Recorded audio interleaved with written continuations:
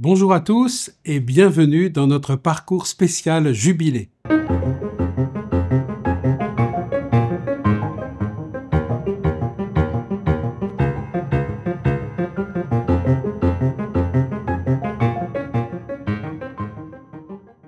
Le mois dernier, nous sommes revenus aux sources de l'année jubilaire dans l'Ancien Testament et nous avons médité sur le thème de la libération.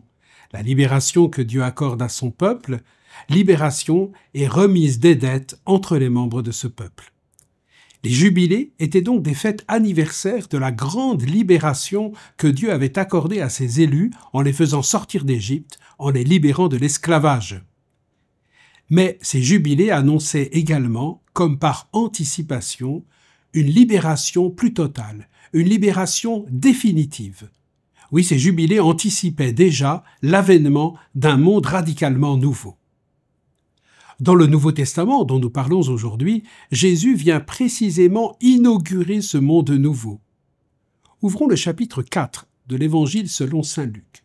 Le jour du sabbat, Jésus entre dans la synagogue de Nazareth et il se lève pour faire la lecture.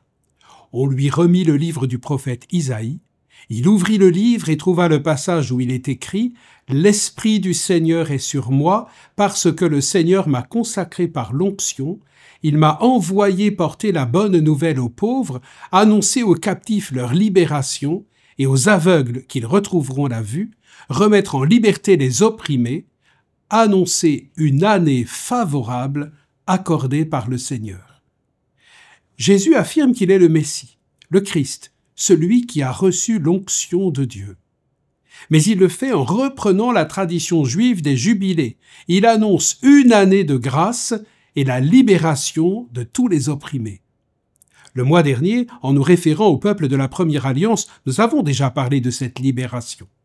Aujourd'hui, en entendant le Christ nous promettre une année de grâce, nous comprenons qu'il est celui qui nous libère de manière totale et définitive, qui nous sauve dans le mystère de son incarnation, de sa passion et de sa résurrection. C'est ce que l'apôtre Paul condensera en une phrase, c'est pour que nous soyons libres que le Christ nous a libérés. Lorsqu'à la fin de la lecture dans la synagogue de Nazareth, Jésus ajoute « Cette parole s'accomplit aujourd'hui », il veut nous faire entrer dans l'actualité de cette promesse. Car lorsque Jésus, le Verbe éternel fait chair, nous fait entendre sa voix, cette parole est vivante, elle est pour nous aujourd'hui. Voilà pourquoi l'Église, poursuivant l'œuvre du Christ, n'a pas d'autre mission que de laisser sa voix résonner et annoncer aujourd'hui, pour chacun de nous, une année de grâce et de libération. Cette année de grâce ne fait que commencer.